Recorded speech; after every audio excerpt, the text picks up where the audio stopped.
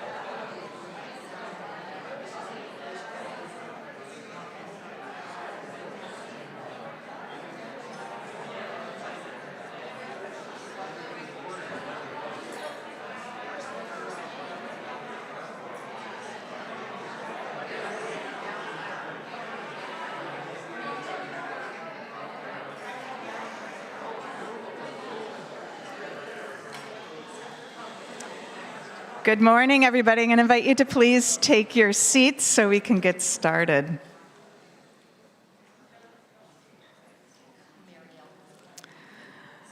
So welcome and thank you, everyone, for joining us for this really exciting town hall. I first want to extend my regards from Rabbi Dan, who I know we all wish a continued refuah shlema as he continues on his recovery. He's doing very well, but as is expected, it takes time. So he's sorry he can't be here today. But we really are excited to be sharing our town hall this morning. We have, as a community and leadership group, been working on some of these ideas to see what we can do, what's possible to make some important improvements to our building, as well as some enhancements to our cemetery. I know some of you have been looking at our boards in the back, but this morning we're going to hear about some of that vision. And really, truly, we wanted to have as many members of our congregation here as possible because we really want to hear your voice. Getting that sense of community and the thoughts of our membership is so important to us. So this morning, to help facilitate and lead our town hall, I'm really truly honored to welcome a member of our congregation, Maria Pontikis Zwik, who is going to MC this morning. She is a treasure in our community, and I'm very delighted to introduce Maria. So thank you.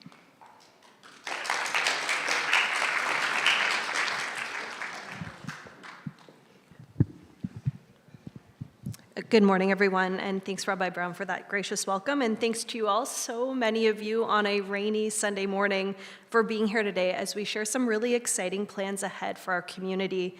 I know some of you, and I do see some familiar faces, but many of us have not yet met, so just really briefly, my name is Maria Pontikis Zwik, and together with my husband, Austin, we moved here with our two young daughters in 2021 and became part of the Temple Sholom community, so we're probably some of the newest faces in the room.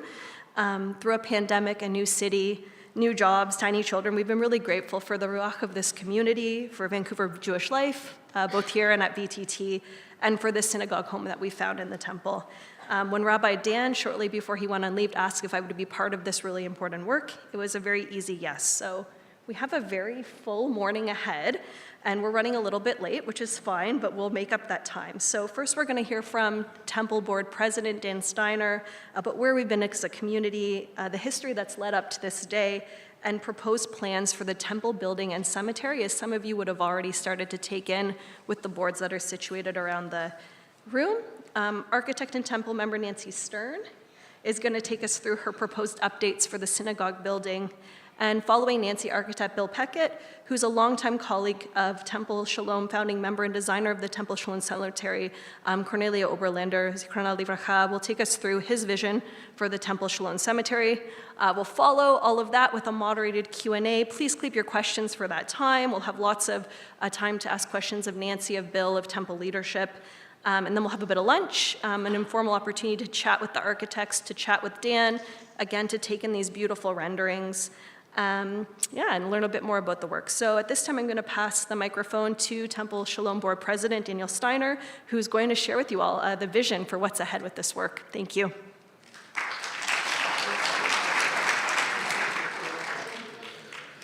Thanks very much, Maria, and thanks, Rabbi Brown.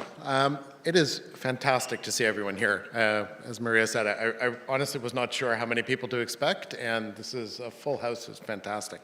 And it's also just a very exciting time in the history of our synagogue to be gathered to start talking about what this place looks like over the next number of years.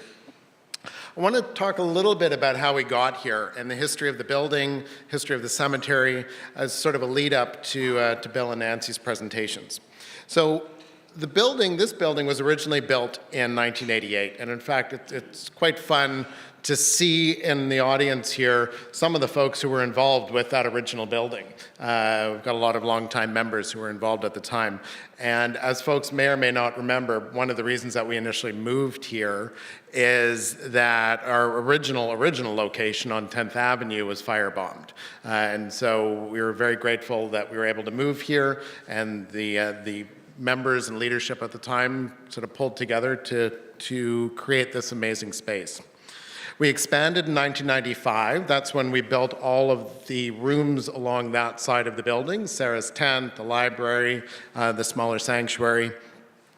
But by the time 2019 rolled around, so pre-pandemic, we started to realize at the board level that the building's getting a little aged, and our growth, as everybody knows, has been tremendous. We have grown. We're over 900 families at this point, if my memory's right. It's been fantastic growth. But with growth, we need to look back at, okay, does our physical setup still work? Does the building still work? What do we need to do, not just for sort of maintenance, but to be able to use the space more efficiently for our growing needs? And so back in 2019, the board approved some money approved a project to take a look at the building initially. And that was, it's a bit of a long-winded name, but the Building Condition Assessment and Replacement Reserve Study. To me, it's the kind of a thing that you do with your house, just to sort of figure out what might be coming down the pipe in terms of big expenses, the HVAC, the whatever else, building envelope, things like that. And so it took a little while for that report to come back, came up with a list of things that we need to start thinking about on the building. And then, of course, COVID hit. And so a lot of those ideas sort of ground to a halt in the meantime. But one of the projects we did plow ahead with is the office renovation, which if you haven't seen it, by all means, feel free to poke your head in and take a look. We started that pre-pandemic, partly again because our congregation had grown so much. In order to serve the congregation, our staff has also grown. And so we needed more efficient use of the space in the office area. And so we did that renovation. It turned out to actually the timing of COVID and the renovation worked out because folks were working from home, and so we were able to renovate during the time people were working from home. Nancy Stern did an unbelievable job pulling together the plans for that renovation, and we'll hear from Nancy a little bit later on some of the ideas for the new ideas for this building. And then by the time people came back into the building and started working here, we had a much more efficient use of space, and it was also more COVID safe. We had more separation within the area. So some of the other things that we needed to really start thinking about, in addition to the office space, were the bathrooms. I'm sure everybody, in particular at High Holidays, has stood in that long line there. The bathroom setup has not kept up with our growth. It's also not properly accessible for folks with accessibility needs. We've tried to do some fixes here and there just to accommodate folks, but we really haven't done a proper redesign and look at the bathroom situation. So that was another thing that was a pressing need. So that sort of takes us through the building initially in terms of how we've gotten to here. In terms of the cemetery, so our cemetery was initially set up in 1983, and Cornelia Oberlander, who passed away, I guess just over a year ago now, amazing, globally recognized landscape architect, and we are so fortunate that she designed and came up with the original plan for the cemetery. If you've been there, you know what I'm talking about. If you haven't been there, you're probably fortunate that you don't have a reason to have gone there. But one of the key defining features, at least in my mind, is it's not just an open field. Cornelia's vision was to keep nature, and so the landscaping, it's all the natural landscaping. The original trees are still there. It's a lovely, peaceful, nice setting. But one of the things that we've come to realize is with our growth, we need to take a look at our cemetery needs. So we've got a nice big piece of property. The issue isn't that, gosh, we're going to run out of space and we need to buy a new plot of land. The issue is we never fully implemented Cornelia's vision. If you've been there, we've basically done the front part of the property, but there's a whole area in the back, which is our land, and I've done a fair amount of learning, just sort of sitting in on some of the committee meetings, that plot preparation, it's not simply digging a hole. There's actually a fair amount of work that goes into sort of preparing the plot, making sure that the land is ready. We also need to develop the roads that go into the back area. There's a variety of things that we need to do to develop the plots so that we ensure that for the years going forward, we can service our community's needs. In addition, and we'll talk about this a little bit more when Bill's up here, we don't have a chapel. We have a tent. The tent actually fell down when we had the big snowstorm a little while ago. And the tent was actually a novel thing just a few years ago, and it was Rabbi Dan and his kids that put it up one day. That's sort of the extent of our chapel. The bathroom setup, it's we have an outhouse, and the outhouse, if my memory's right, is actually even new in the last few years. I remember going out there with my kids, and we would stop at the gas station a few blocks away if we needed to use the bathroom. So again, it's just not a nice sort of feeling.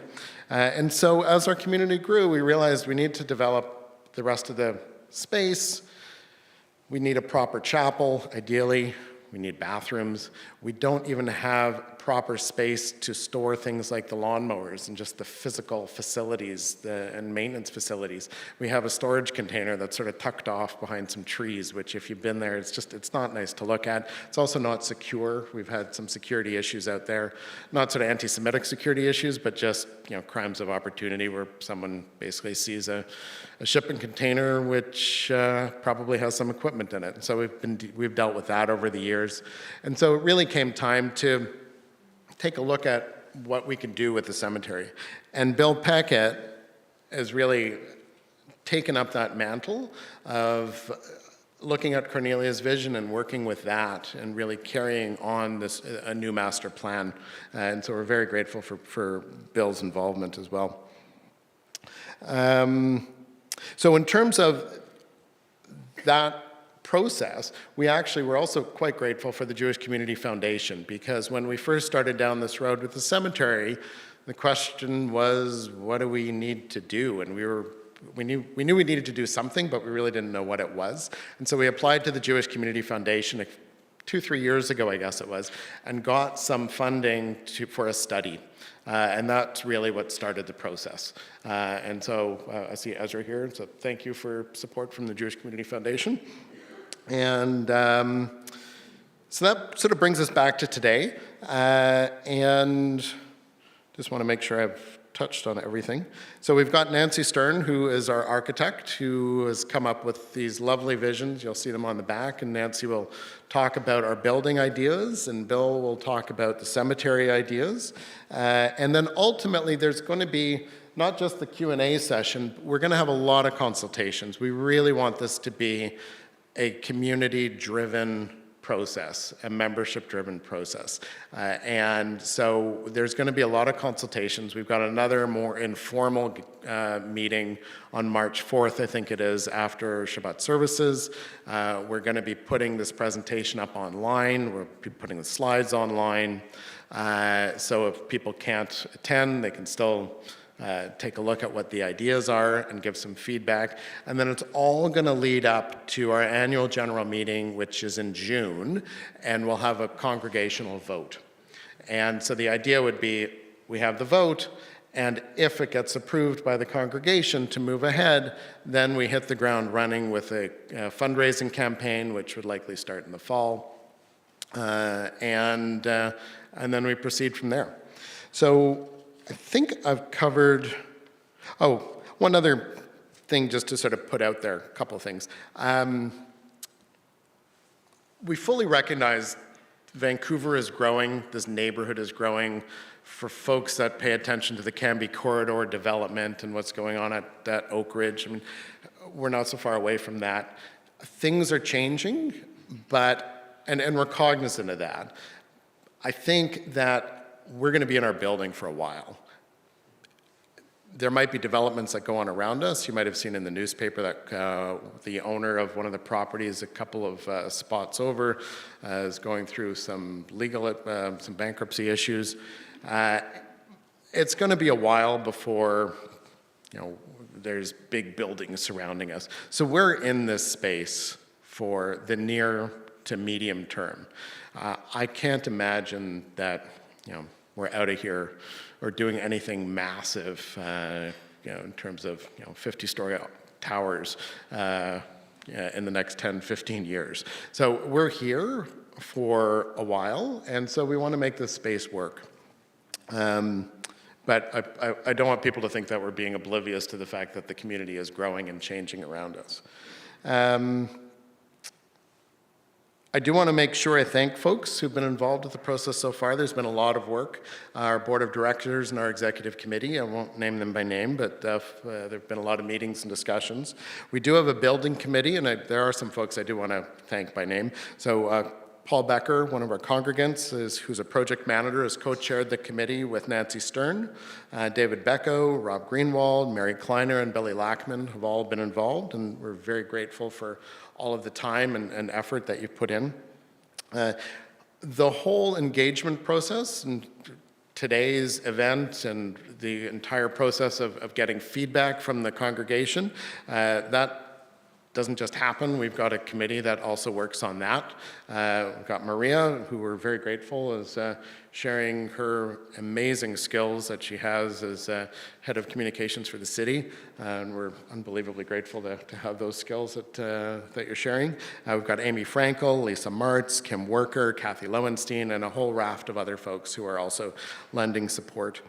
And of course, Rabbi Dan, we wish him well and wish he were here, and Rabbi Brown and Cantor Cohen and all of our staff at the congregation have also been putting a lot of work into this and are central to it. So it really does take a village, or a shtetl, as they say. Thanks very much for everything. And with that, I think I'm turning it over to Nancy.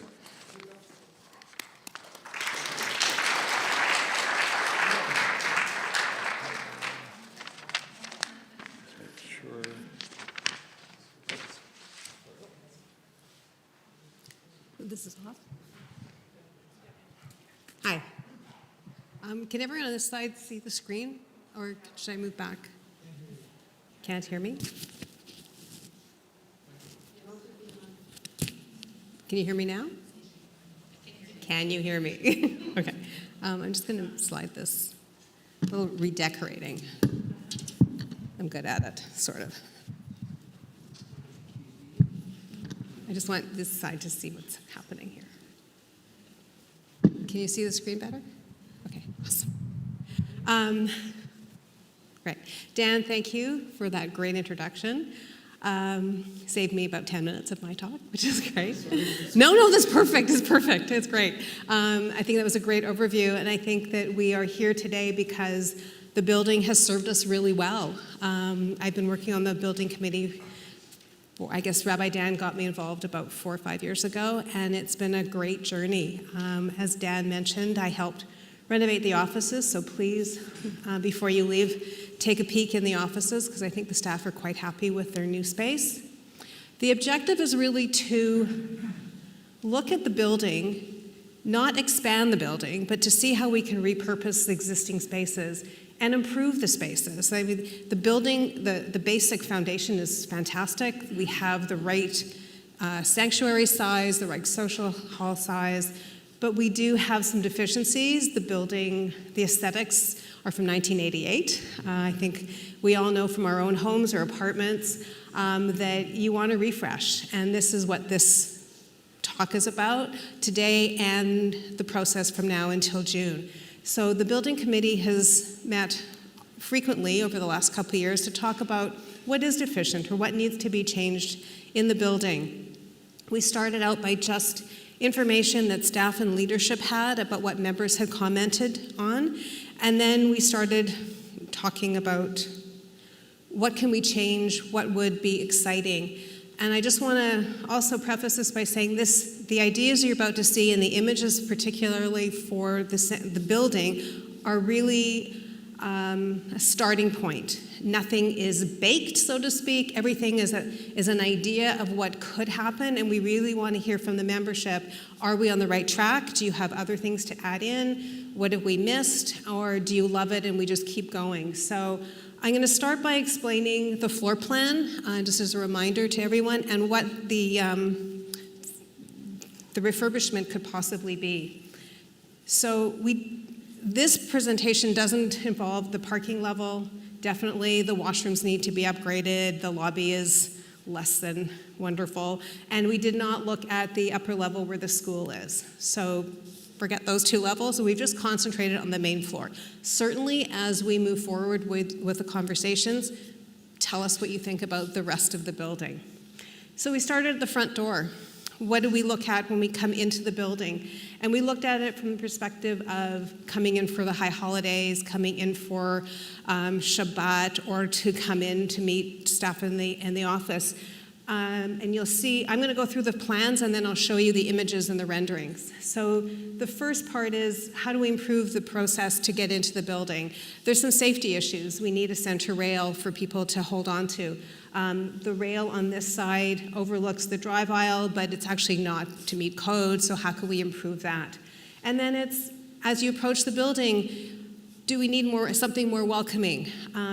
So we looked at changing some of the doors, and changing doors was a big part of the approach to what are the initial moves that we could make. So we're proposing the possibility of 2 pairs of double doors so that we're coming in and out during Yontif. It's easier to get in and out of the building. We can have one way in, one way out. And then we looked at finishes and materials that we could change in the what we're calling the entry lobby. One of our congregants, or a number of people, have talked about security in the building. So we have the opportunity, maybe at the front of the building, just off to the side, we could create a security office that would have all the cameras and a security person, so they have oversight to people coming in through the entry, and as well as the driveway, because that's really important as well. And that person can also sort of help manage the building. So these are some of the ideas that we've come up with. And then there's the doors into what we're calling the foyer, just to give it something easy. So again, right now we have a single pair of double doors. Could we add another pair of doors, because we do have the width? And then again, when there's a lecture here in the evening or on a Yontif, there's more space to go in and out of the building. And then again, into the social hall, we just have a single pair of double doors. So can we increase that? And then there's another reason for it, which I'll explain in a moment. So then we looked at, we could change all the flooring, we could change the color of the walls, etc. But then, as Dan mentioned, we have an issue with washrooms. We have one accessible washroom on this level, and it doubles as the janitor's room. not so wonderful. And then we have 2 micro washrooms. They don't meet code. The doorway is only like 24 inches, and they're old. They're from 1988. So it took a long time to figure out where we can get washrooms given all the surfaces underneath and the structure, et cetera. But we managed to find the opportunity to end up going from 3 washrooms to 5, which is it's a pretty good increase, and going from 1 accessible stall to 2. And how we've accomplished that is this is the area where the 3 washrooms sit now. We basically took out the coat closet, put a coat area here, because we don't know, these days you carry your coat with you or you don't wear a coat, so we need less space for coats, so we were able to just create a small coat area here, a large accessible washroom here, and then 2 smaller single-use washrooms here. And then in what is now the library, we could put another washroom here, and then another accessible stall in here, and a janitor room in this area. So now everything actually has a proper home. The beauty of that also is that staff noticed that once we have the washrooms in this room, if there's a wedding, that could be the bride's room. If there's a small gathering, or for childminding, then the washrooms are right there. So it just gives a lot more purpose to this room, and it's a bit more functional. Certainly, these are just all ideas. And then, again, if you think about the high holidays in particular, you go in this way, you come in this way, if you're all following where the floor plans are. I met with the code, we consulted with a code engineer, and we realized that building codes have changed since 1988. We can actually take the doors that sit here, which are at the end of the hall here, we can move those to this location. So now this whole foyer is all wide open. This is could be the entry to the long hallway to Sarah's tent and the other multi-purpose rooms, and into the sanctuary or the social hall. And then you can actually still then mill around here. We could have some glazing in those doors, and then you can see into the sanctuary. And I think the flow improves, and it's easier for people to get in and out of the building. Then the rabbi had a great idea. This room in particular, what he would really like to see happen is split this room. We have the movable walls on both sides and separating the social hall from the sanctuary. And he said, well, could we also use movable walls to create 3 classrooms? Because the social hall it's efficient, but we can't use it all day long. But if we could put in some movable walls, then we could have classes, and so overflow from upstairs. We could have lectures, talks, smaller gatherings. So the idea is, with the double doors on the back wall behind you, we could have a panel coming through the middle, and then coming across the low area. So the low area, where most of you are seating, could become 2 classrooms, and this could become a 3rd classroom, or 2 meeting rooms. So those are some of the things that we've been talking about. And then there's one more idea in the sanctuary that I'll save for the renderings, because it's a pretty cool idea. And then the green area that's located there, we lost the canopy outside the sanctuary, where the covered area where a lot of gatherings happen. So there's just a placeholder that we will develop some idea for that covered space once we hear back from the congregation. So this is what the new look to, walking up to the front door could be, with a center rail, with some planters overlooking the driveway so that nobody has an issue with safety, and then double doors, which, 2 pairs of double doors, which gives you a bit more of a welcoming approach. And then the security room is the gray space over here. So it really ties in the materials to the building. So the objective is that it should look like it was always here, but it's more functional. And then this is when you come through those double doors, what could that space look like? So we could have wall paneling, we could have a new donor wall, we'd have the 2 doors to take you to the next hallway. Instead of having the open rail over here, we could have a solid wall so that it feels more like a lobby as opposed to just a room with a stair. And then change the stair. And then the other thing that will happen once we do embark on a renovation is the stairs. If any of you can imagine what the stairs look like to go up to the school, it's a floating step so that you can see through the riser. It doesn't meet code now. So the advantage is then we would infill underneath the stairs, and that gives us the opportunity to put lights under each of the stairs that then light the stairwell here and add more light into the lobby. So I think it's a huge improvement. And then the other thing is over these double doors, we could have an art piece above the doors or a lovely welcoming message. And then if you turn around and look back towards the entry doors, you can see the that landing, because everything is concrete block and painted, it just feels very hollow.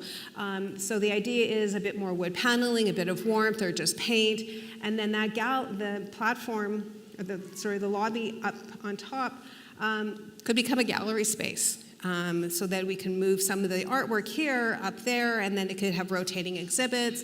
We could make the bench that's there more comfortable, and the kids could actually sit there on their way up and down from their classes, and it's just more welcoming. And then this would be the door into the security office. And then the flooring, it could be carpet, because right now it's tile, which is a lot to maintain, especially with our rainy climate here. A lot of slipping and there's always a carpet runner anyway, so why not change it to a very durable carpet in the entry and then change it to something a little bit more creative in the rest of the hallways and then into the sanctuary, because the carpets need a refresh, the walls need a refresh. And then this would be as if you were standing at the office door and looking forward. You see the hallway towards the current library. So right now there's 2 chairs near the office door. The idea would be to create a seating area further down the hallway so that it's away from the office, but the office staff can still come out and greet guests. And then by and where the gentleman is seated, that's where the coat closet is today. So if we get rid of the coat closet, we actually then get a view straight through the doors of the library to the window in the library, which looks onto a garden space. So then you're not now bringing natural daylight into the hallway. And then we could just come up with some really interesting way to display all the artifacts that we have in the hallway, message boards, brochures, etc. But this is all to be decided depending on what we do. And then this is the room that we are currently sitting in. So essentially I'm standing where this table is, looking back towards where you are sitting, and we could have beautiful partition walls that could have some glazing in them and frosted, and they could be the 2 classrooms, and it could be a lunch happening here and 2 meetings happening in the other spaces. And then you'll see all the beige panels that are in the ceiling. They're all acoustic panels. Well, of course, from 1988 to 2023, the way to deal with acoustics has changed. So we definitely need to do a refresh on the acoustics. Even now, it really reverberates. We just threw in an acoustic paneled wall above here just to show that something needs to happen. The lighting needs to be improved. We need to move all the lighting to LED, and just to make everything more efficient and much easier to maintain. And then this is Rabbi Dan's great surprise. So the idea here is that we all know he's a techie. He loves digital, and so he has this amazing vision that can we animate the beautiful circular ceiling in the sanctuary? And this is his vision, is can we have some kind of an object that's suspended from the ceiling that has a couple of projectors, and then we can create a beautiful sky, or it could be an image of the kotel. I mean, anything could happen. And so we just took because of the design of the ark, I said, well, let's just see if it's a beautiful branch that's suspended below the ceiling and then embedded our projectors that will then put great images. It could be text. Anything is possible. It's just building content. So these are some ideas. These are really just to spark your imagination. So please take a look at the boards later, or I can answer questions. But this is what we think is the starting point. Thank you.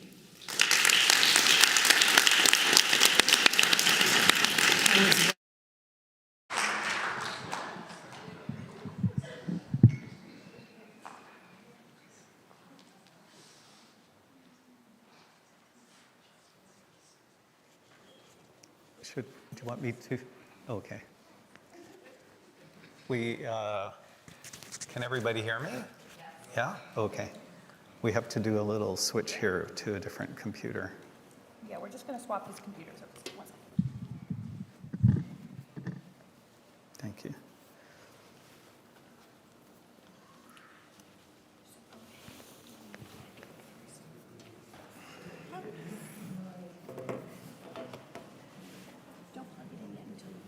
Oh, okay.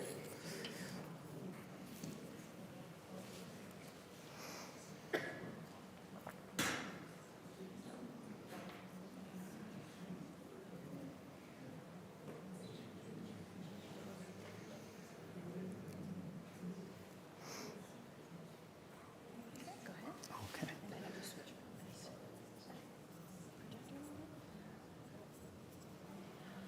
Oops, this is, oh, thank you. This part will be edited out of the recording.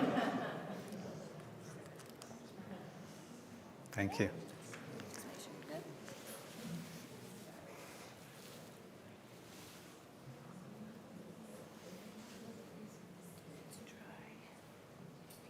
So go into single file view, if you can.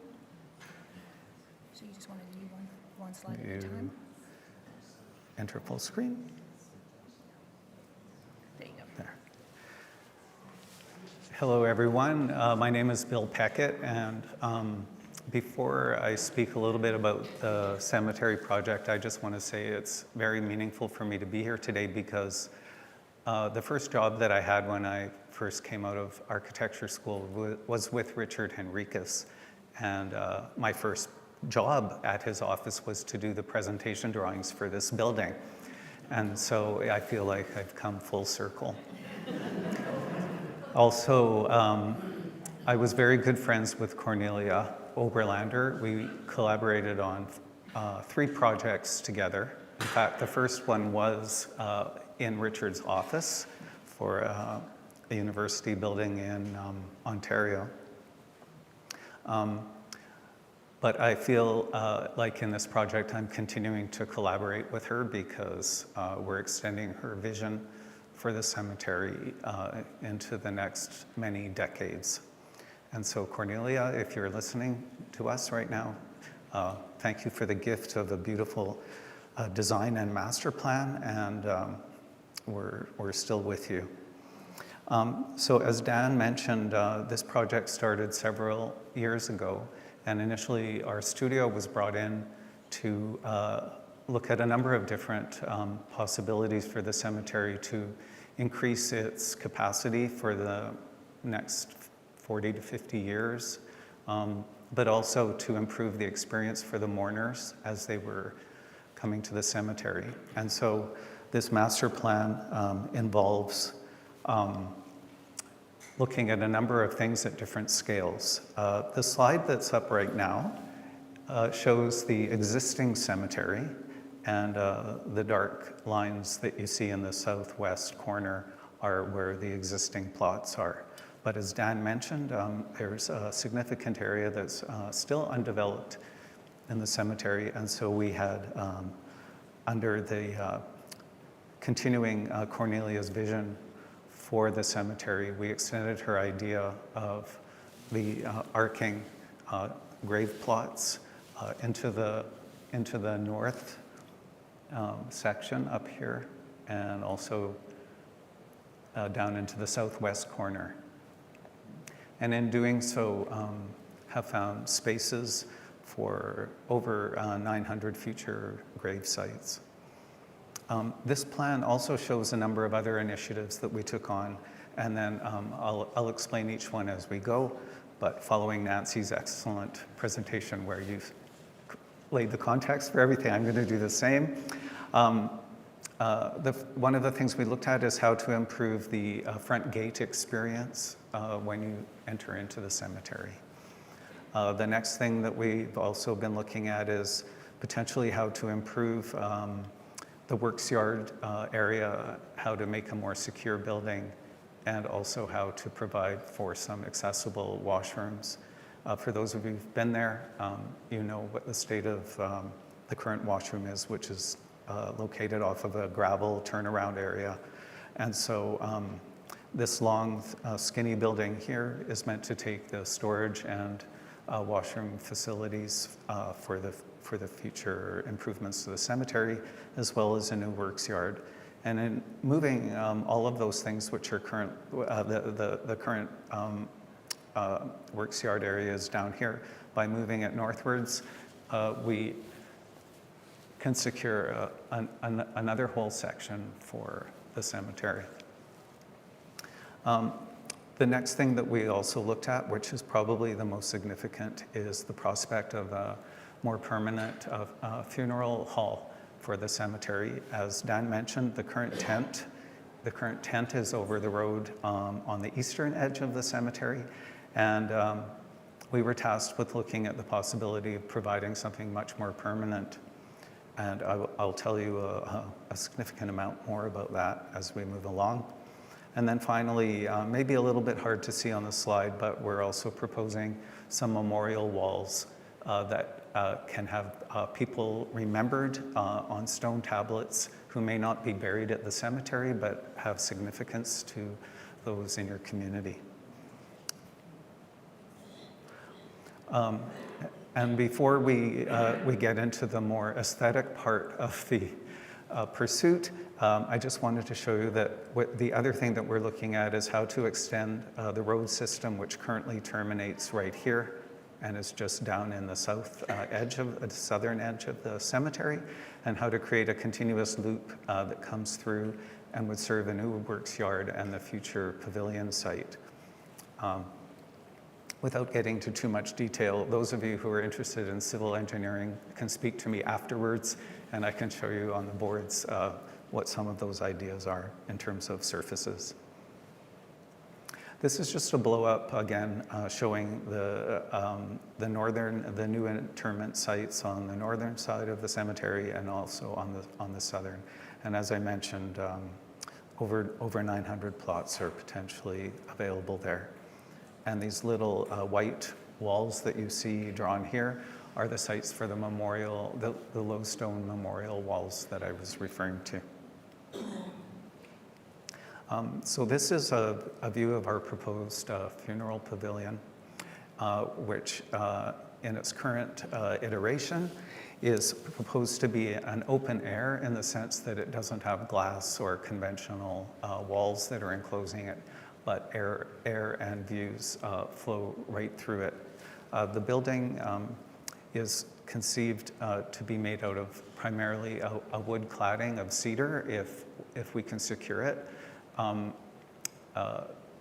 because the material itself is very resilient and ages in a beautiful way.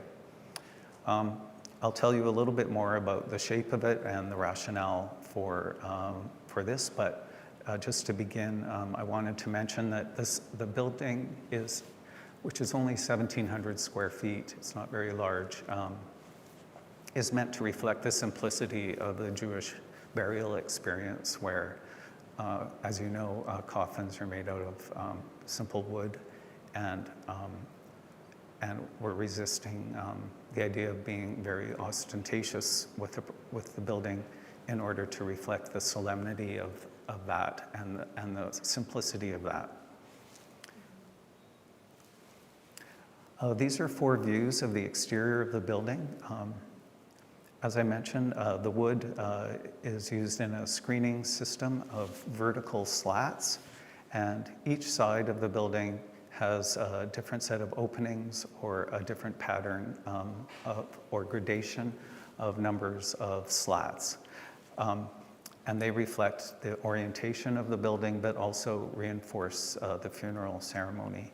For example, the corner on the south elevation here opens up via a gate, and this is where the deceased and the pallbearers and the rabbi and potentially family would come into the building, whereas there's another entrance for the rest of the community in order to create 2 streams of movement. And I'll show you a bit more about that when we look at the floor plan. But the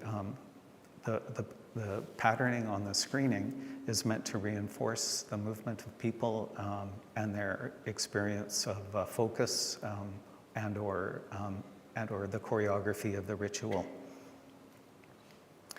These images These images show different views of the combination of the proposed funeral home and the little works yard and washroom building. They kind of form a little village together, as you can see in the upper left image. This view here shows what it might be like to be inside the building and looking back at the works yard building. We're proposing using exactly the same materials so that the view of that building contributes to the experience of you being inside the funeral hall. This image here shows that this is the entrance for the people who are coming, who are not necessarily family, but supporters and friends. There's a very beautiful maple tree that has 5 different branches. And so I think Rabbi Dan, when we were talking about the tree, it's not dissimilar from his proposition for the suspended work out there, but there's something very powerful about the position of that tree. And that's what people would encounter as they come up through that entrance. And then on the more, going from the sacred to not so sacred, this is a little courtyard where access to the 2 washrooms would be, with a little bench for you to sit on if you're waiting. And so you can see that the materials we're proposing are connected through all of those. This is what we call a section, which is our 2 sections. This is when we cut through a building and we look at it from the inside. This drawing helps you to understand how we're proposing altering the patterning of the wood slats to create an illusion of light entering into the space, because as the screening opens up, more light will come through, and that those 2 lines are meant to focus in on the ceremony itself. So this would be looking towards the east, and the eulogies and the ceremonial, the people who were involved in the ceremony would be residing along this side. This is a section that cuts in the opposite direction, where you can see the shape of the roof. We've been asked to look at ways to potentially temporarily heat this space, so we're proposing that some radiant heating could be placed in the ceiling. But this also shows you how the screening on the inside goes from more solid up near the top of the roof to not quite as solid halfway down, and then to more open at the bottom. And I'm going to show you some images that explain the effect of that. So this is the interior, which is also an exterior of the space itself. And we've been asked to look at some fixed seating opportunities. So we would have benches that would be designed in with the same material sensibility as the cladding itself. But actually, this is where the screening and the outside start to set up a kind of dialogue with one another. And reflecting Cornelia's passion about the preservation of forests and the cohabitation of the mourning experience, the funeral experience with nature. This slide for us really illuminates one of the benefits of thinking about this building having this degree of porosity. Again, these are just the 4 different front elevations of the building, and you can see how the combination of the screening, as you see it from one to the next, creates a shifting pattern on all 4 sides.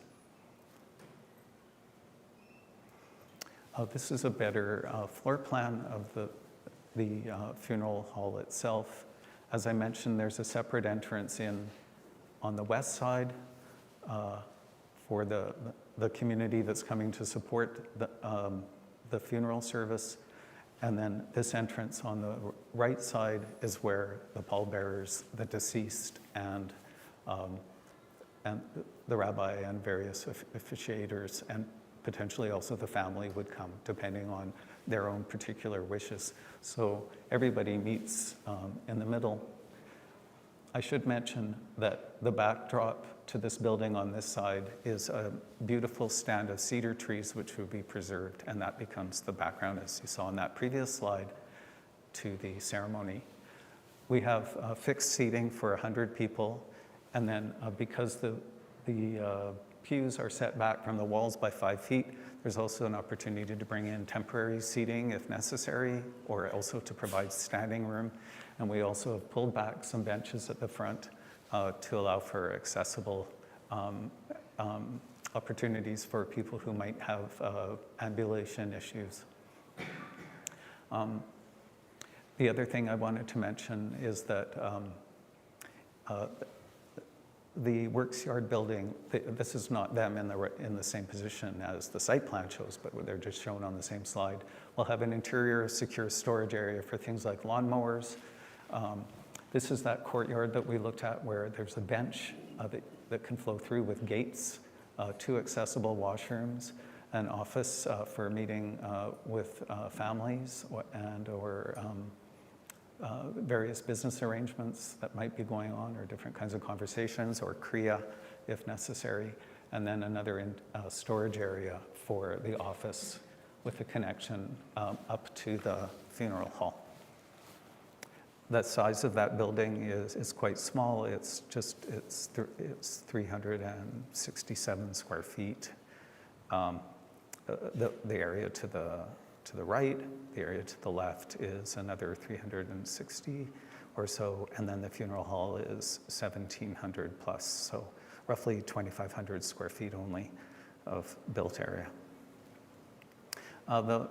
We're almost nearing the end, but I just wanted to show you our strategy for the entrances. When the building isn't being used, the entrances into it would be closed with gates that reflect the same pattern of the wood, but then can be easily opened when a ceremony is going to be taking place.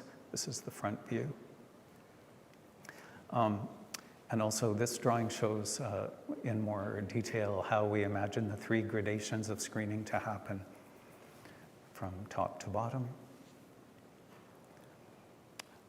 This is a view where the general community entrance would be on the west side, and then with the gate opening during ceremony, closed and open. And then this is the exit from the north to the future grave sites, with it being closed and then open. And then again, the ceremonial entrance closed and open. This little combination of materials are just some precedents that we found in different buildings that represent some of the aesthetics and the feeling of materials that we'd like to use. Natural cedar, which would be encouraged to age gracefully and go a kind of a nice warm and Hamish kind of gray. Any of the concrete work would be board formed with wood to give a texture for mosses and things to attach themselves to. And as in this project, which is designed for Barbara Frum, those of you who are old CBC aficionados would know Barbara Frum. This was a garden done for her in Toronto that I've always loved, where this dialogue between nature and built form is very interconnected. This slide shows our ideas for those low memorial walls that I was referring to earlier. Low stone walls of 3 to 3.5 feet only, with preset tablets of a black granite or basalt that are similar to the grave markers that are in the cemetery right now. And then each one could take up to 10 names of people who are being remembered as time goes by. Once there are 10 names, this one could be sight blasted and they would move along. And they could add a lyrical kind of pathway, a way of moving through the cemetery in a kind of lyrical way, occupying some of the empty spaces that are not appropriate for graves. And then finally, this is an image of our idea for the gates, which reflect the same materials as the pavilion, as the funeral pavilion, including probably a key lock, a key punch entry that allows for the gates to open for visitors. And then it would be front planted with large boulders, ferns, and native planting, etc. And then the name of the cemetery would be placed on the side with the address. And so those are all the components that we've been looking at, and we welcome your input. This is by no means a fixed design. We're just at a stage where we want to receive reactions and ideas. Thank you very much.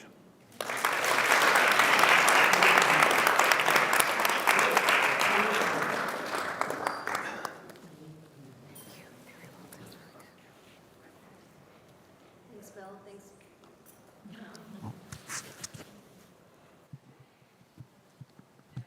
Now I'm on? Okay. Thanks, Bill. Thanks, Nancy. Thanks. That was really inspiring and wonderful, and I'm sure we have questions from folks in attendance. So what I'm going to ask is if you have a question, just raise your hand, make eye contact with me. If you're comfortable standing, please do stand. We'll have the speakers answering questions repeat the questions back just for the benefit of the audio for those who are going to be taking this in later online. You're going to ask a question, I'll come to you. We have a second microphone, so the plans have changed. Very exciting. Okay, so I see lots of questions. I'm going to start right in front of me at the back.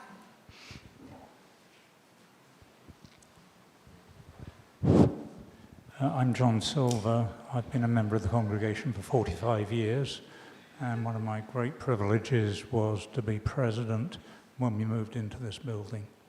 I was part of the building committee that managed to put this together, so we have a long history. Beautiful presentations, some wonderful ideas. In regard to this building as it's been presented, in the illustration that we saw of the lobby looking down this way, there is a beautiful display case over there. My question is, what are your plans for the doors of the Aron Kodesh from our original synagogue, which currently are on that wall and which form an incredible part of the history of this organization and were rescued from the ruins of the old building? That's one thing. The second part, the acoustics in this room are really appalling. Although I do think I heard most of what was said in the presentation. I thought I caught the word acoustic, but are there plans to work on the acoustics, particularly for this room? Because I wasn't certain about that. And then I've got one final point about the cemetery, which Ken Coblin and I were talking about from looking at the things. There is a hallowed tradition in this congregation which makes us different from many, many Jewish congregations. We do not put names of donors all over the place. We had an occasion when we got a new Torah, and the mantle had the donor's name on it, and Rabbi Bregman was directed to the unenviable task of explaining to them why we had to change that. The diagram for the cemetery shows a rock with a donation name on it. That would be completely contrary to the long tradition of Temple Sholom. Thank you. Thank you so much. I'm going to invite Nancy up for the first two questions, and then I'll invite our president up for the third question. This one worked. Thank you. The two are great questions. In terms of the doors from the original building, we would definitely find a proper home for them in the most public location. The sketches were really done very quickly, so we didn't have enough time to do a cut and paste, and we did have some photos of the doors, but it was too hard to implement them into the drawings. But definitely, thank you for the reminder, and we'll make sure that they have a prominent location. The display wall that we put in the drawings is a placeholder for exactly that purpose. And then the acoustics in this room is definitely on the shopping list. That goes without saying. Just I want to make sure that you can hear me for the next 100 years. So for sure. Okay, thanks.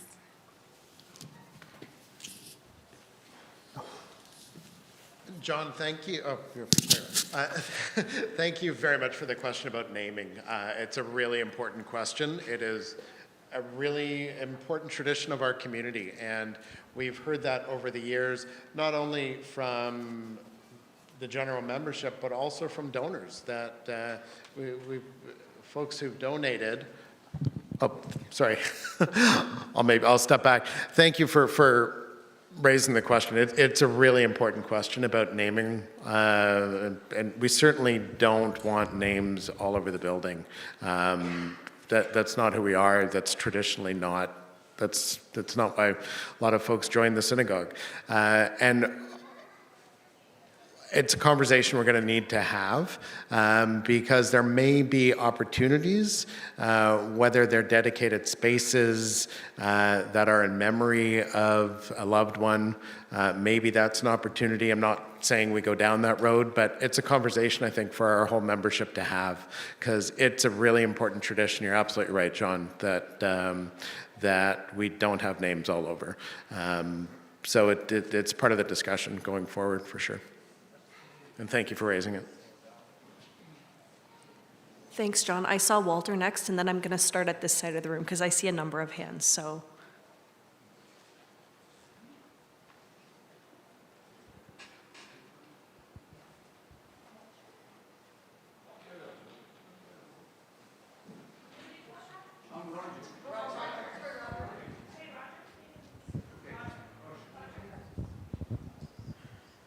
Two things. The front doors. I was in this building before the walls were in, before there was glass or anything, and the front doors have always bothered me.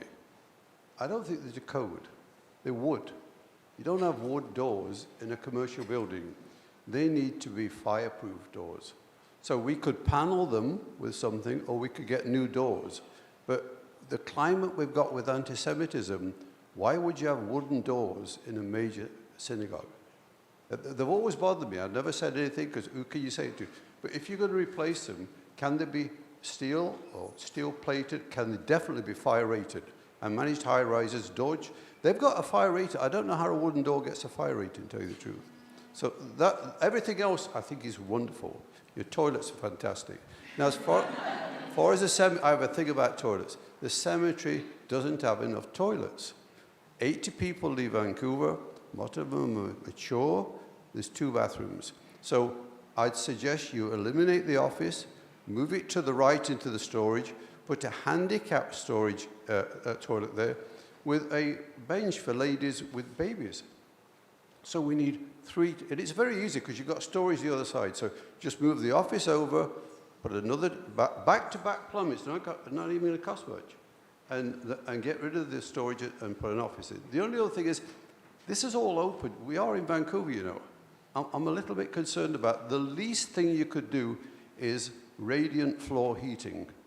The least thing you could do there is radiant floor heat. You could have panels if you could hide them on the roof, or you could have a hot spot boiler. But it's going to be pretty cold there for some seniors. So you either have to have some way of keeping them warm, and you know the custodian could put it on maybe 2 hours before we get. It doesn't have to be on all the time, but we definitely need 3 bathrooms and more heating for people. Thank you. Thanks, Roger. Nancy, we'll let you answer the question about the doors, and I think the comments about the cemetery, we'll take those into consideration. I don't think there's anything to respond to right now for those, just in the interest of time. Sure, definitely. The doors, anything we do has to meet the building code. And to be honest, a really thick wood door does meet the building code. So, but I take your point about security, and this goes on the shopping list for sure. But thank you. We're going to go to Chris next.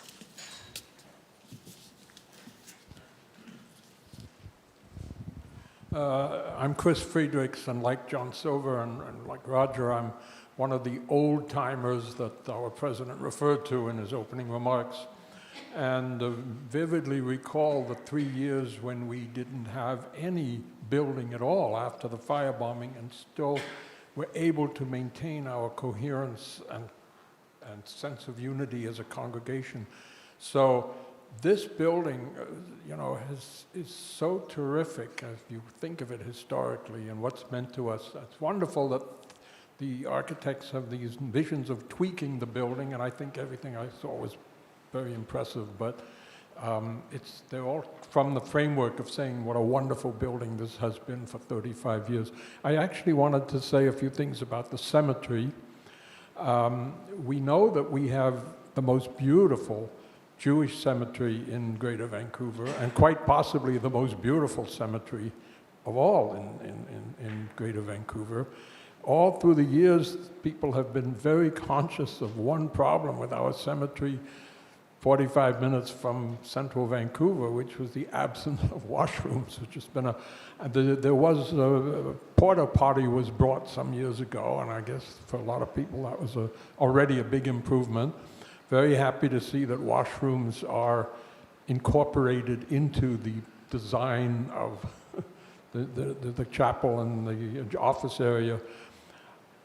But I would like, first of all, it seemed to me that it's not very much washroom space. I mean, two washrooms, and if you have a large number of people standing in a line, one could imagine a little less storage space and a little more washroom space. But also, another factor to remember is people come to the cemetery not only for funerals and unveilings and special events, they come all through the week from time to time. And it's quite an experience to come to the cemetery just by yourself or with a friend. When I go to the cemetery, I don't just bring a stone to put on my wife's grave. I bring a pocket full of stones because there's so many graves of people I've known. Walking through the cemetery is like experiencing the history of our congregation. But I say that because I would say an important concern is that the washrooms, and I kind of hope it might be more than two, you never know, will also be accessible not just on the basis of being unlocked when there's an event. The washroom should be accessible all the time. At least one of them, at least one should have a door that is going to be not just unlocked when there's an event, but should be available at any time.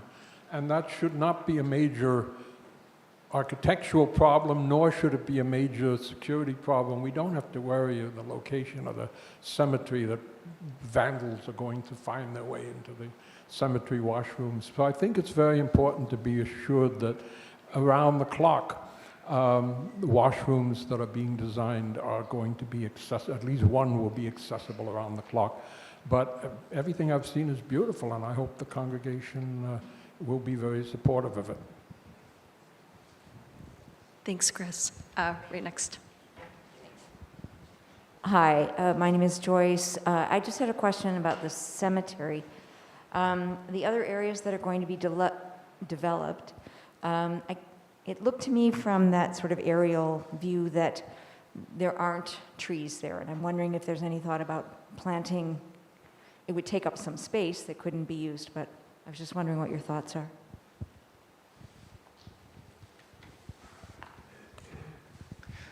Thank you.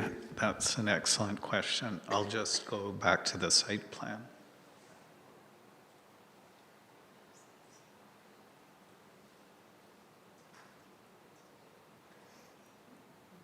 All the way back. There. Yes, the question of trees is very important, and it has been a tradition in the cemetery to keep as many as possible. And so in this current scheme, I think I have to move the mic over here so that I can show you. We are leaving pockets of space where trees can be planted and preserving an entire grove on to the east side of the proposed funeral hall and also on the west side. And this area would be all forested. There are 2 trees being preserved here, which is why the driveway takes a little turn. And then in all of these pockets, we're assuming that trees, if some are already in existence, but that we can also increase the amount of planting as required. So I am definitely sympathetic to that idea, and our plan is, in the next more careful go-around, is to ensure that that happens. The area down here has been cleared considerably compared to the area to the north. It's quite wide open, and so this would involve finding opportunities for new trees potentially. The City of Surrey has asked us to provide 14 car parking spaces within the cemetery. The current tradition is just to park along the roadway. And so all these little pink rectangles represent not an idea about a parking lot, but just places where parking could occur. And I think in practice, could look at whether or not those are all needed in the long term, and some could also be planted.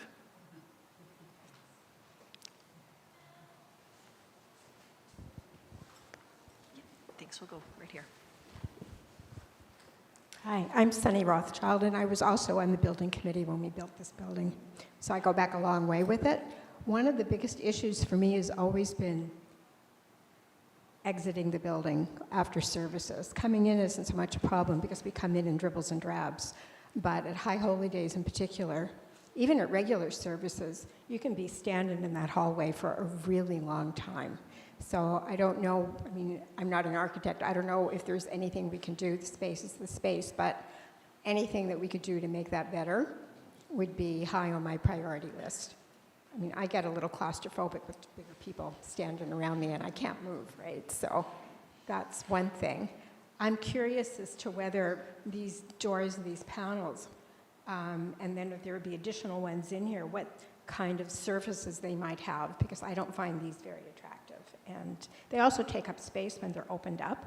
So when you're talking about adding more movable panels in here, then I'm wondering where they would go when they were being pushed open. Yeah, so those are the things about this building.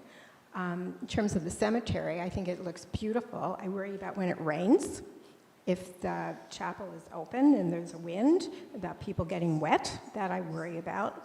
And for myself, I never remember to bring stones with me, and I, like Chris, I often go out to the cemetery just to go, and I know how to get into it, and I know the combination, so I don't have any problem accessing the cemetery.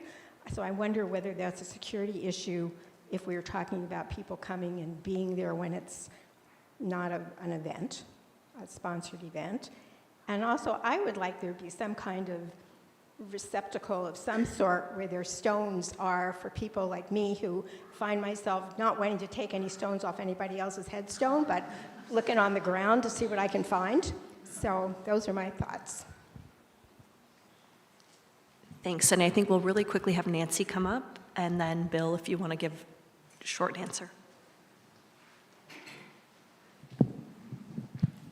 Thank you about the comments on flow through the building, and I think that's what we were trying to achieve by making double doors here and then moving the door that's at the end of this hall to the side and then opening the double doors, increasing another pair of double doors to get you out. So we have been mindful of that because I think that's everyone's issue, is how do you get in and out without having, I mean, it's lovely to have a queue because then you can schmooze with your friends, but you still want to leave the building. So it's something that we will continue to investigate and improve on, but thank you for the comments. And the partitions. I do agree with you that these are not inspiring walls. So depending on budget, we could update them. There's been a lot of advancement in panelized systems like this. One of the asks was, is there an opportunity to maybe have some glazing in some of these panels? If we can get one that is acoustic, because a lot of times there's a caterer setting up here and we're still in services, so even if there was like a frosted glass, so you could, when you're in here, you don't feel like you're trapped in this enclosed room. So we're looking at all kinds of different materials and definitely something that's far more attractive. There's so much more available, so that's part of the next level of detailing. Thanks. Yes, the stones are a wonderful idea. We did a similar project for Sherritt Cemetery in New Westminster, where there's a receptacle. And then in terms of rain, all the seating inside the pavilion is set well back from the exterior walls, and so our assumption is that that will provide, it's equivalent to having a very deep eave. And then the wind mitigation would also be handled through, the amount of screening would definitely cut down on wind-driven rain as well. Thank you. Thanks. Move around on lots of hands. Just in the back corner. Hi, I'm Alicia, and one of the thoughts on the washrooms in the cemetery was that, yes, they probably should be open all the time, but I'm wondering if maybe the PIN code for getting into the actual cemetery could be used for the bathrooms, just in case there are people who are milling about who maybe shouldn't be there. Otherwise, we might have to have more full-time access to people checking on it, keeping it clean, all that kind of stuff. And the other thing I was wondering about is, it sounds like there's a bit of a plan for kind of wind and rain, but there's also just being in the forest, there's going to be a fair bit of debris and stuff flying in when November comes. And I'm wondering, are we going to have a person who's coming by to sweep up pine needles and, fix things up? Or are there going to be some kind of way to roll down a screen or something like that to keep big falling leaves and needles and stuff out of the way?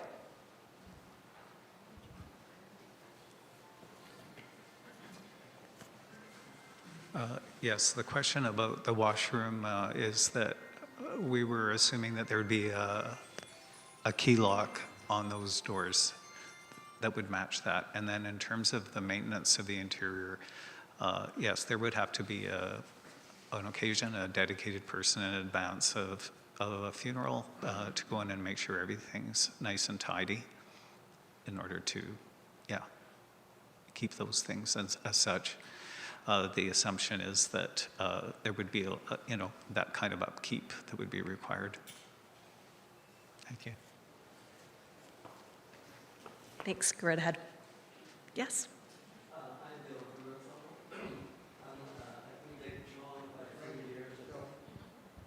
Oh, sorry. I'm Bill Gruenthal.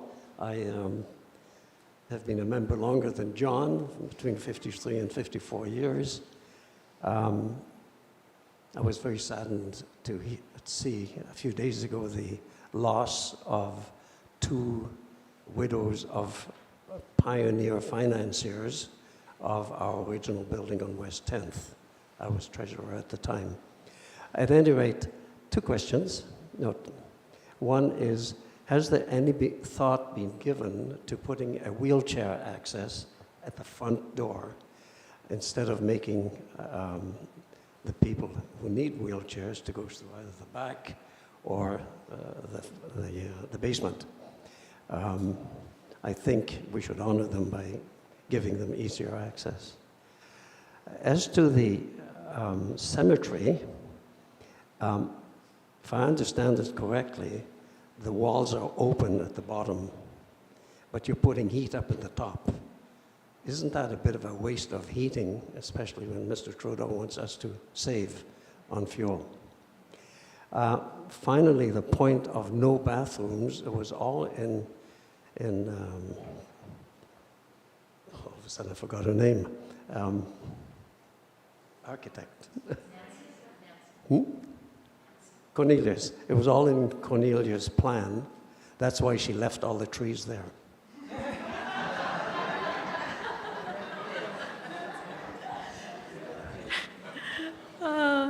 I'll invite Nancy up to answer the question about wheelchair accessibility first, and then we can have Bill if you want to briefly talk about heat. Thank you, Bill, for the comment. It is something that we can investigate. We'd have to ramp up through the grass area, aside from on the north side of the stairs, but something that we'll look at. I think it's a great idea. Thanks. Thank you. Yes. One of the things we were looking at were the kind of heaters that you would find in an outdoor patio these days when you go, that have quite a lot of efficacy when the heat is coming from above. We are also looking at the possibility of a radiant floor system, and just we have to get to the next level with a consultant to assess the ideal way to go. Thank you. We'll go next to Bill. Yeah, thank you.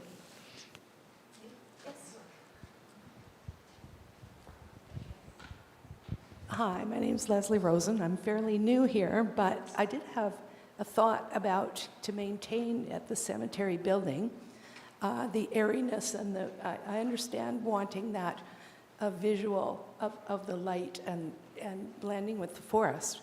Could something like plexiglass or glass be put, sheets of glass or plexi, so that you maintain what you're wanting to achieve, but you still are not wasting heat and finding these problems when we've had colder and colder winters? I'll invite Bill up to take that.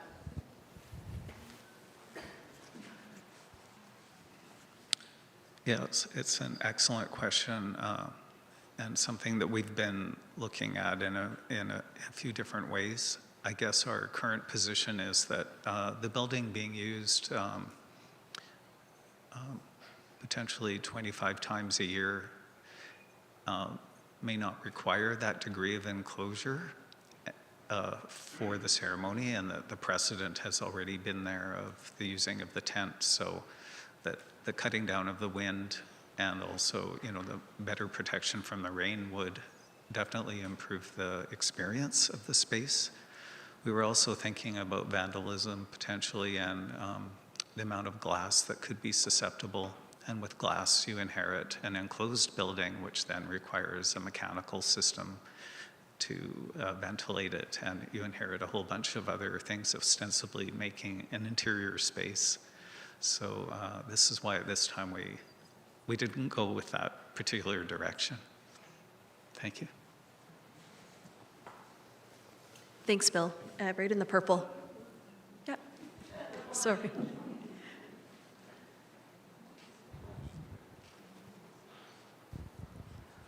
Hi, I'm Bonnie Gertzman. I've been here a long time. I'm going to disagree with Bill because as someone who's often used the back door, as he says, I've been very grateful to have an elevator over there and never thought of it as having to go in the back. And with a ramp up the front, if someone goes there on their own with a wheelchair,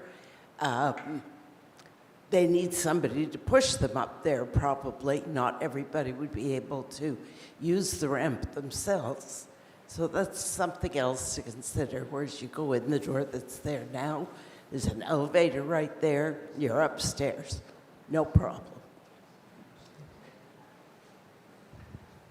Thank you. Standing up right at the back. My name is Norman Gladstone. I'm a longtime member here, and I want to thank the committee and all the people who worked so hard to make this presentation today, and it's all very exciting. My question is, what are the costs? Nobody has mentioned that. What is what? Cost. Oh. That one wasn't in our Q&A. I'll invite our temple board president up to answer that. Thank you. Uncle Norman, you had to ask the question. Uncle, if you don't know. It's a very good question. So detailed costing, we're still in the process of detailed costing. Our general high-level idea is that all in for all of the projects, it would be about $5 million. And so if the synagogue membership approves at the AGM, the goal would be, at the moment, to do a $5 million campaign. We fully recognize that prices are going through the roof, there's inflation. We do not want to get ourselves into a situation where we think it's going to be X and it turns out to be 2X and we've only raised X amount, and now what do we do? And so the 5 million number builds in a very healthy contingency amount. I gather the sort of the traditional contingency amount plus some to protect against that. So at the moment it's 5 million. At a super high level, the thinking is roughly $3 million for the building project, roughly $2 million at the cemetery, but we haven't gotten into the granularity yet of what costs what. That's ongoing work. Thanks, Dan. Any other hands? Yeah, right up back here, and then we'll go to here.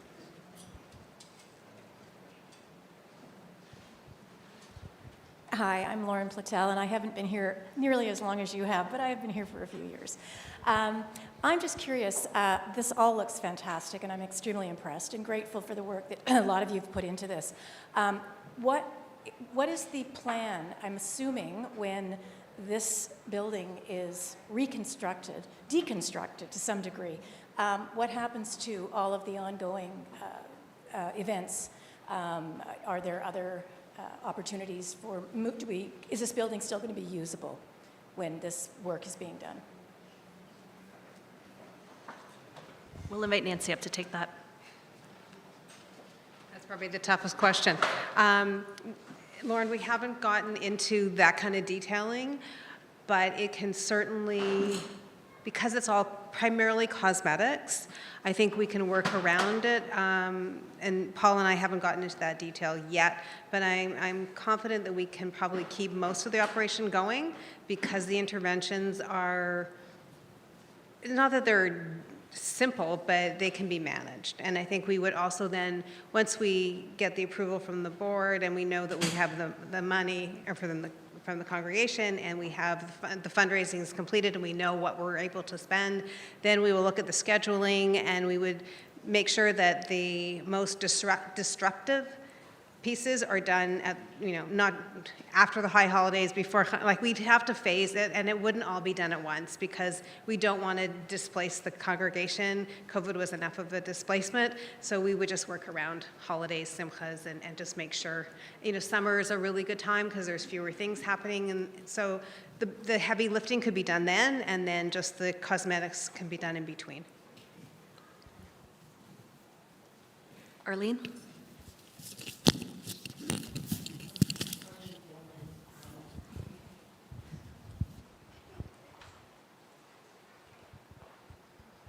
Hi, Arlene Gilman. Only been here for about 5 years, but it's been a great 5 years. I'd like to just follow up on the trees in the cemetery, and I'm wondering if a decision was made to clear the trees to make more room for the burials, and if recreating the original tree canopy isn't possible. Is it possible that each of the additional areas could be given their own special character in some way?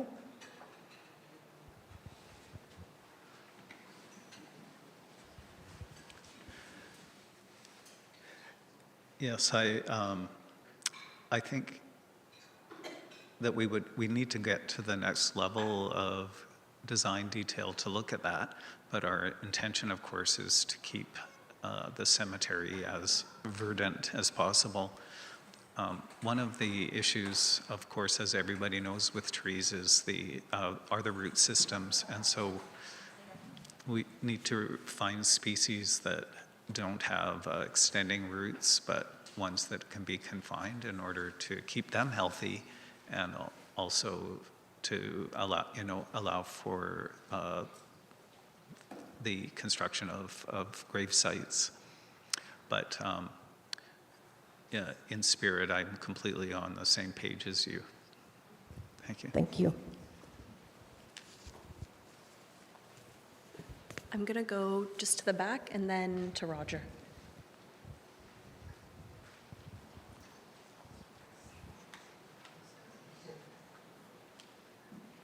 Hi, thank you. I'm Shirley Cohn, another long-term member. When the costing is done and the vote is taken, is it possible to have itemization just in case we don't want the complete package and we'd vote for a smaller package? Thanks. We'll have Dan come up for that one. That's a good question, and I have to be honest, we haven't thought about it. So I don't know. It's a very good question, and it's certainly something for us to consider when we haven't really thought about what the actual sort of formal resolution is that would be voted on. But thanks for the thought. Okay, we'll go to Roger, and then in the pink on this side. So about the trees, a friend of mine found the cemetery for us, by the way. Pardon? Oh, a friend of ours found the cemetery, Al and another guy. And the other guy was a logger. And he looked at those trees and he said, these trees should come down. And the trees are very big. And if they come down in a wind, which they do in BC, they'll destroy a large part of the cemetery. So hopefully, and I don't know the answer, that we bring an expert in every year to at least top them so they don't sway so much, you know. Because I think it might be a problem. Now, as far as the actual, I'm only just coming to grips with this, and I have problems with this building. So I'd like you to give us two prices. One for the building and one for the same as Beth Israel has at, what is it, Cloverdale. Simple building, not a lot of glass, but enclosed. Funerals tend to have a lot of mature people. This is going to be very cold for half the year. So it's no bigger, you don't have to have any bigger than the size. It's quite a simple. In fact, this looks quite expensive to me. You're talking about cedar, specialty cedar. So could you not give us two plans, A and B, and let the more mature people decide whether they want to freeze or not? Thank you. Thank you. We're going to go right over here. Yeah, thank you. Hi there. This might be the wrong question, but I thought as long as there's consideration of doing things here, has there been any thought to the ventilation potentially being upgraded at the same time? I was just thinking, you know, we came through the pandemic and we know we have the forest fires. So if we're thinking about the next 15 years, I wondered about that. And I had another thought, but and then the only other thought is, I'm pretty sure, like, so for this enclosure that you're building at the cemetery, I wondered if there's the potential, sort of thinking along those same thoughts, that it could be, you know how you sometimes get a plan for something and you build it this way and then it could be maybe enclosed later or something, if that was a thought. And I wondered about the heat, because we have, you know, we have cold temperatures now too, but we have quite a bit of heat in the summer. And I'm sure you've thought about those, but those are my questions.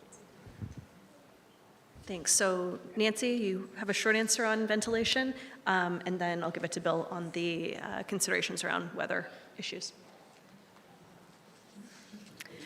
Regarding the ventilation in the building, there actually has been a building assessment report that we are working with. And it does address ventilation, so it's something that would be on the shopping list.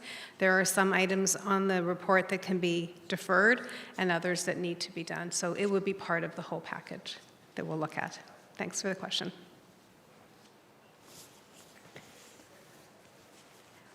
Thank you for the question. In terms of potential future enclosure of the building, I guess, yes, anything can be done, but what you would inherit with that is the requirement to start to put in a mechanical room, mechanical systems, and air ventilation systems. And so if that was a long-range goal, the location of that would be critical, because right now it's purely a space to gather in for 45 minutes or so.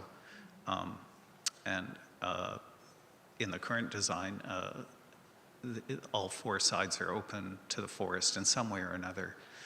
But the screening will mitigate a lot of the wind and the kind of airflow into the building that can also bring coldness with it.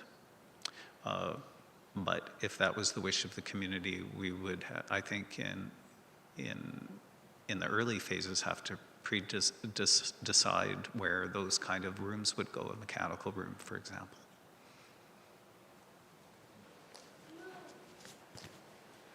I just wanted to add one more thing, even though I'm not the cemetery expert by any stretch. But I've sat in on a few meetings where we've discussed having the open pavilion style versus the enclosed building. One of the comments that was compelling to me anyway was we only do ballpark around 25 or 30 funerals at the cemetery. As a lot of people know, for the larger services and the larger funerals, we'll do them here and then drive down, and there'll be a small graveside ceremony, but we would be graveside in any event. But the actual service, to the extent that we're doing them at the cemetery, we ballpark around 25 or 30 per year. And if you consider the service is maybe an hour, hour and a half for a service, we're talking 25 hours to 35 hours of use internally in that space. And so the question that came up from both a cost perspective in terms of building it and maintaining it, and also an environmental footprint perspective is, do we need and want an enclosed building with all of the associated costs that come with that, as opposed to an open-sided building? I'm not an expert on it, but that was some of the comments that came up in the various meetings. So. Thanks, Dan. Just over here. Hi, my name is Desiree. I'm fairly new to the congregation. I also work in special events, and one thought that keeps occurring to me is a use, like in special events we have temporary structures that we put up, and you can put clear tent walls up, and I wonder if that can be incorporated into the cemetery structure so that if there is inclement weather, you can roll down these clear walls. You're still achieving the goal of being able to see the nature around you, but you're blocking that coldness and that wind further, so hopefully it would make it more comfortable for seniors. And you're also making the heat implements a little bit more environmentally. You're securing that heat within the structure as opposed to it just going out into the world around you. So I wonder if that could be a good solution that sort of serves all the purposes. Thank you. Do we have any other questions? Right here again. Yeah, go ahead, Bill. I have a further thought about the cemetery. The whole idea of a wooden building is not a good one in my mind. I think it should be masonry, preferably with a sprinkler system inside. Look, the building is going to be occupied, as somebody said, about 25 hours a year, I think, or something like that. There's relatively little security out there. With us being us, there's always the possibility of vandalism or malicious damage, which is less likely on a strong masonry building. Somebody mentioned BI, Beth Israel Cemetery, the one in Burnaby, I'm very familiar with, is well constructed, it's attractive, and solid. Okay, just a thought. Thank you. I see no further. Oh, I see one more hand right at the back.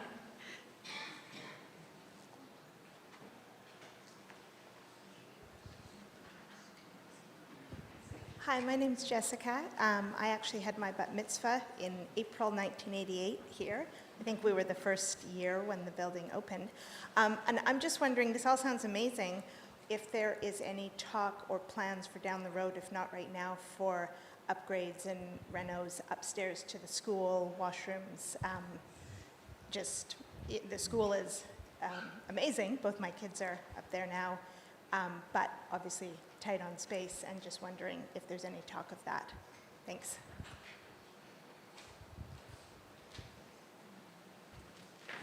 It's a terrific question, and it's definitely a live question for, I think, a big chunk of the community that, in particular, has kids going through the religious school program. I think, to be honest, we can't do it all at the same time. I would love it if we could. I would love if we could do a $10 million campaign. But it's definitely, it's something that would be great to do. And it might be another project after this.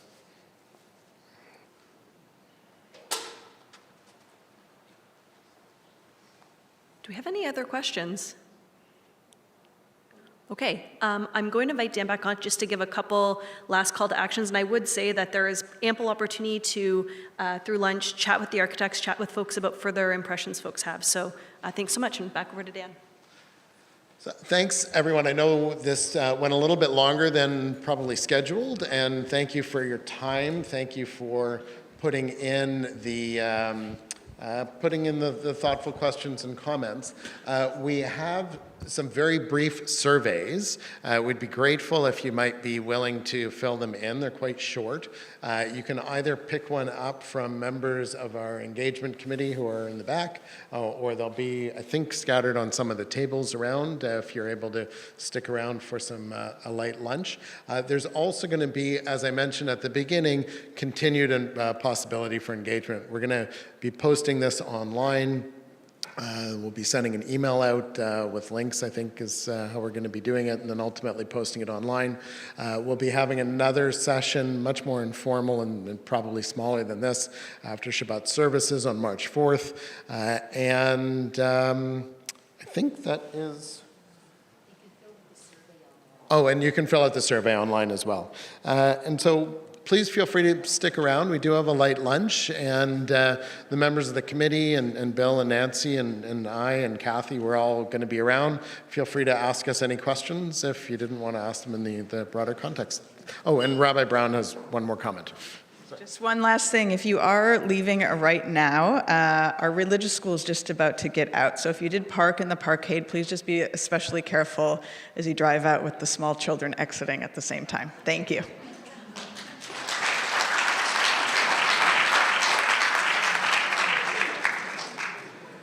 Please help yourself to sandwiches, a light lunch, and coffee.